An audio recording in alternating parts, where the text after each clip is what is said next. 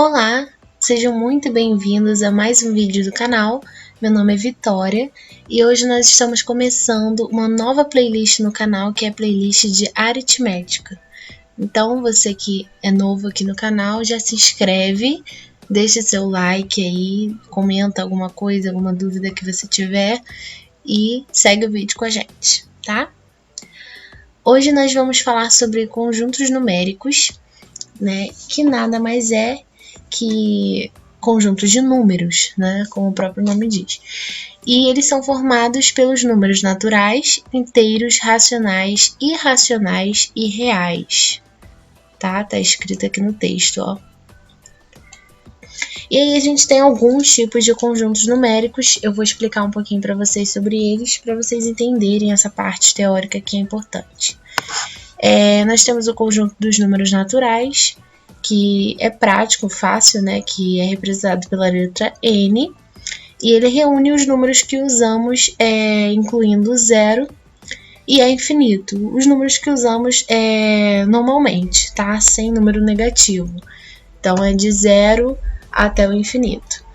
E aí nós temos alguns subconjuntos para vocês entenderem um pouquinho como funciona. Os subconjuntos dos números naturais, nós temos esse N aqui asterisco, que significa que é o mesmo conjunto dos números naturais, só que é o conjunto não nulo, ou seja, ele não contém o número zero. E nós temos esse NP aqui também, que também é um conjunto dos números naturais, só que pares, apenas pares, né? Vocês estão vendo aqui 0, 2, 4, 6 e 2N aí no final. Nós temos aí o conjunto NI, que é o números ímpares, né? Então, o mesmo conjunto dos naturais, porém ímpares, e o conjunto do número, o conjunto P, que são os números naturais primos, tá? Então, dentro do conjunto de números naturais, nós temos esses subconjuntos que são classificados dessa forma. Bom, nós temos o número dos conjuntos inteiros, que é representado pela letra Z, né? Reúne todos os elementos dos números naturais e seus opostos. Basicamente, o conjunto dos números inteiros são os números naturais e os números naturais negativos, vamos dizer assim, para vocês entenderem. Então, o conjunto natural é um subconjunto dos números inteiros. Bem aqui, ó. N é um subconjunto de Z, né? E aí a gente escreve dessa forma matematicamente, tá? Bom, e aí a gente tem também os subconjuntos dos números inteiros. Começa aí pelo Z asterisco, como a gente viu no N. O asterisco, ele significa que não possui o zero no conjunto, né? Então, é o mesmo conjunto dos números inteiros, só que não nulos, né? Não possui o zero.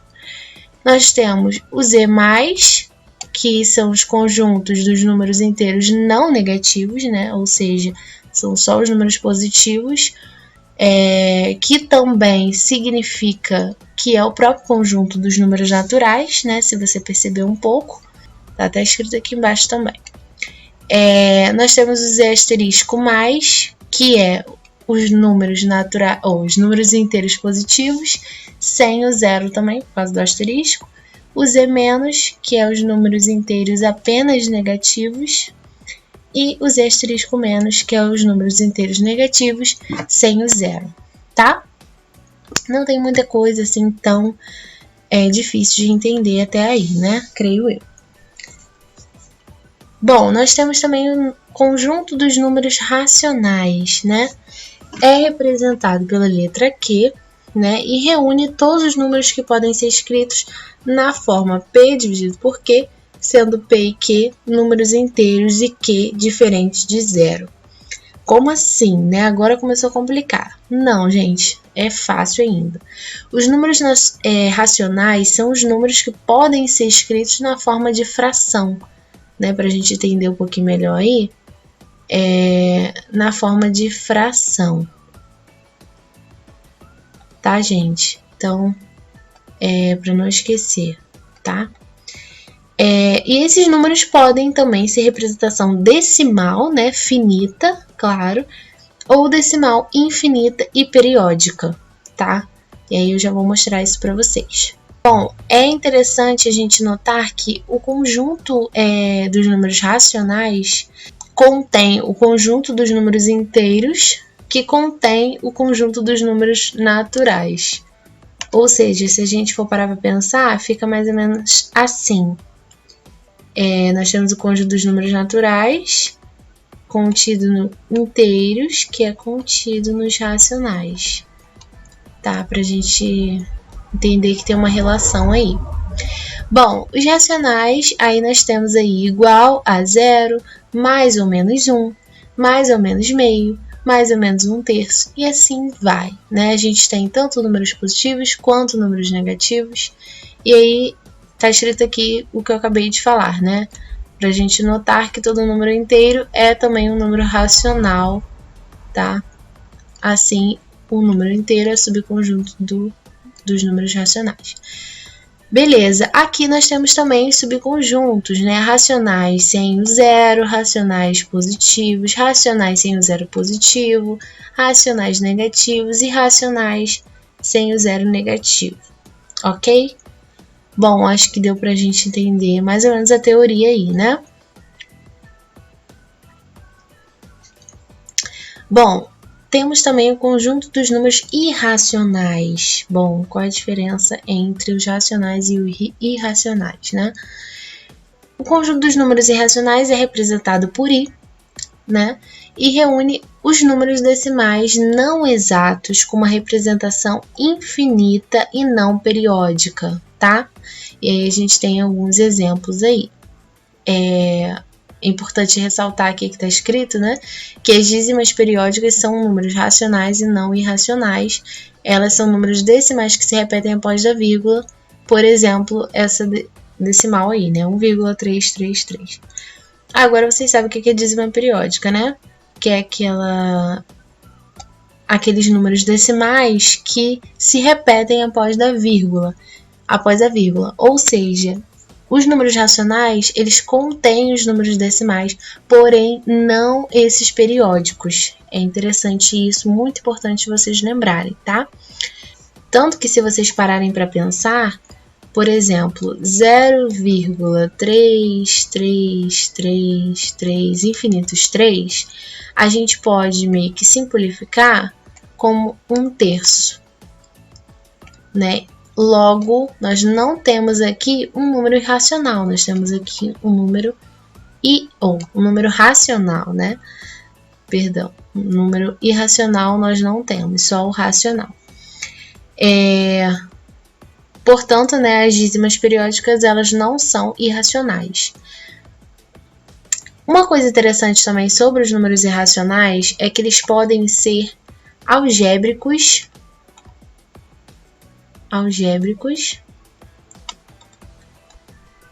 ou transcendentes.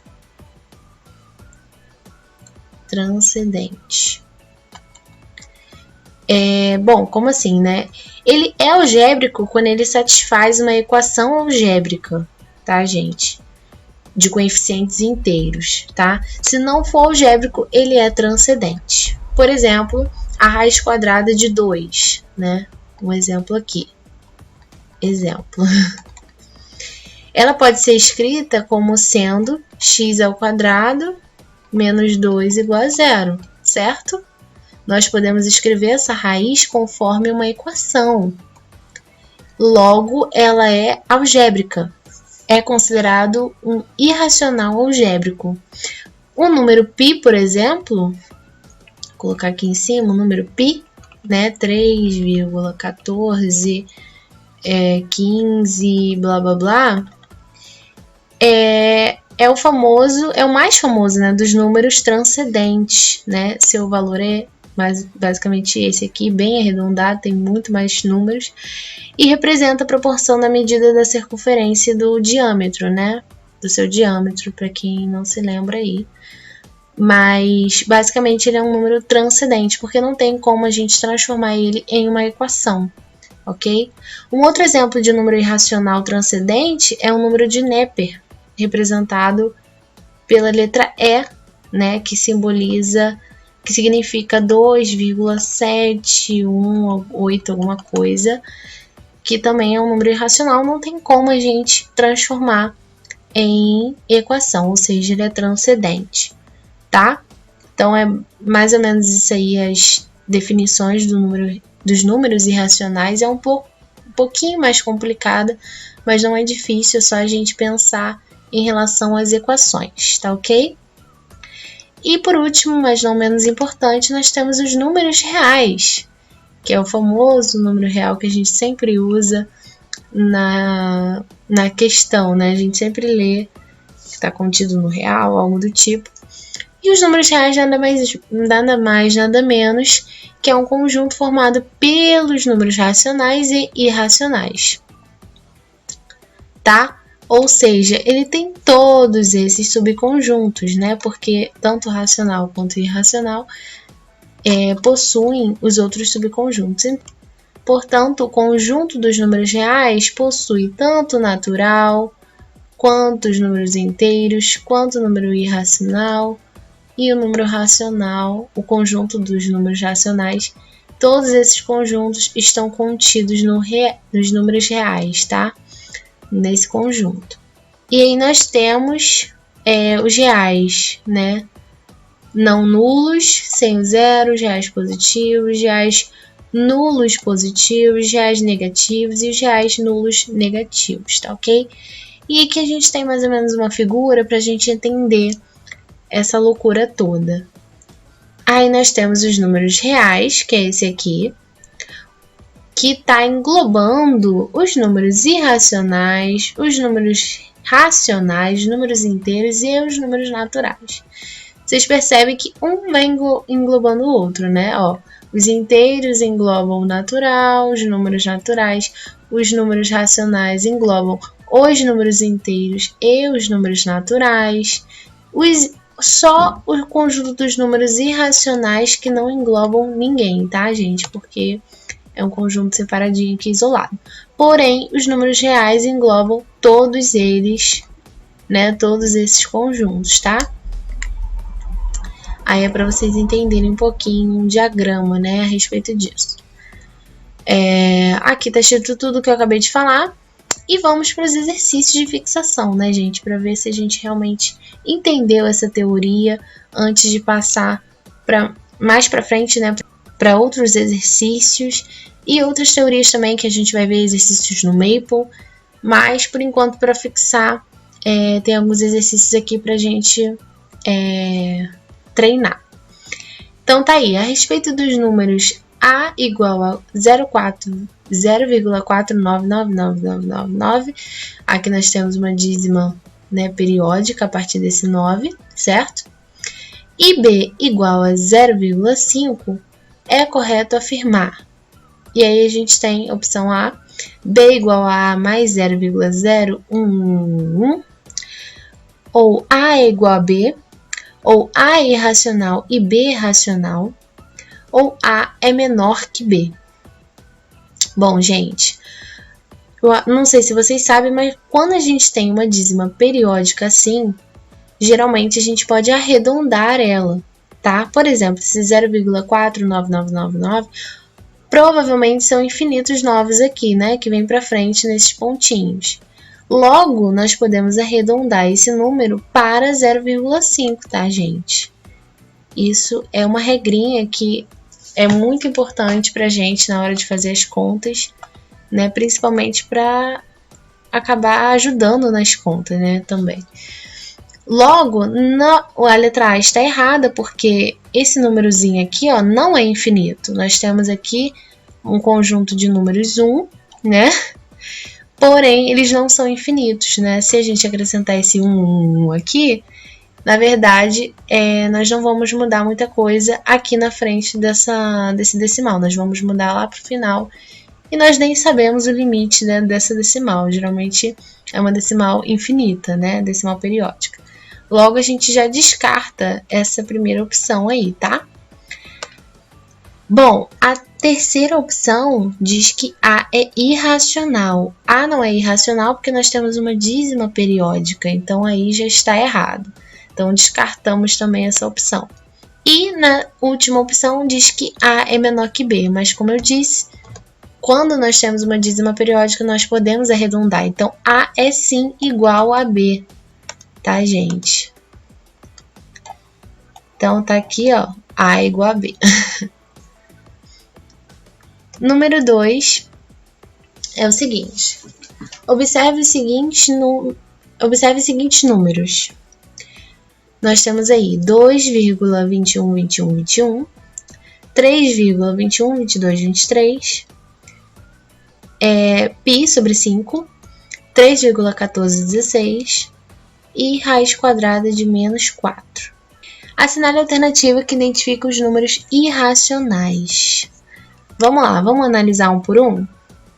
Bom, o primeiro aí, letra A, nós vemos que não é irracional porque é uma dízima periódica, né? Nós temos infinitos números 21 provavelmente nesses pontinhos aqui, ou seja, já descartamos. O número 2, nós vemos que é um decimal infinito, porém não é uma dízima periódica, né? Os números aqui são aleatórios. Logo, nós temos aí uma alternativa correta de números irracionais, certo? Gente, fica bem atento a essas coisinhas, tá? Nós temos aí π sobre 5. Π sobre 5, gente, é uma fração, geralmente nós usamos na trigonometria dessa forma, mas não deixa de ser um número decimal, tá? Ele continua sendo um número decimal quando a gente faz as contas. Logo, também é um número irracional. E também ele é infinito, né? O que também significa que ele é um número irracional. Bom, já aqui no número 4, nós temos aqui um decimal, porém ele não é infinito, né? Logo, ele não é um número irracional, porque números irracionais em decimais são infinitos, tá? Porém não periódicos. E o número 5 é óbvio, né? Só de olhar dá para ver que ele não é um número irracional. Então, descartamos também, ou seja, sobrou para nós aí a alternativa 2 e 3, que é a letra C. E por último, mas não menos importante, temos aí o número 3, uma questão aí do Cefet, que diz o seguinte: é unitário o conjunto? Gente, antes de mais nada, conjunto unitário na matemática, também é conhecido como singleto, é um conjunto com exatamente um elemento, tá, gente? Por exemplo, o conjunto nulo, né? Esse conjunto aqui, por exemplo, ó. 0, tá vendo? É um conjunto unitário, porque contém apenas um elemento, que é o 0. Tá ok? Só para vocês entenderem mais ou menos. E aí nós temos a alternativa A até E, né? Sendo a alternativa A o seguinte. X pertence aos números inteiros, né? Sendo x menor do que 1. Gente, só de ter essa informação, nós já sabemos que não é um conjunto unitário. Por quê? X menor do que 1, nós sabemos que os números inteiros, ele engloba também os números negativos. Então, x menor do que 1 pode ser qualquer outro número negativo ou 0, ou até menor do que 1 positivo, mas nós sabemos que não é um número unitário, porque nós não temos certeza de qual número que é, ok? Bom, gente, consertei aqui o x que estava aqui embaixo, que não estava aparecendo que era uma potência de 2, mas enfim. Letra B, nós temos aí um outro exemplo também que não é um conjunto unitário, porque esse x² aqui ele pode ser qualquer número, né, gente? É muito relativo, então não é um conjunto unitário. X pertencente aos reais, sendo x² igual a 1. Bom, aí a gente tem uma igualdade, né? Porém, se vocês perceberem, esse x² igual a 1, o nosso x, ele vai ser, né, raiz de 1. Mas ele pode ser tanto raiz de 1 mais 1, como raiz de menos 1. né? Porque o x pertence ao conjunto dos números reais. O conjunto dos números reais pode sim ter raiz negativa, tá, gente?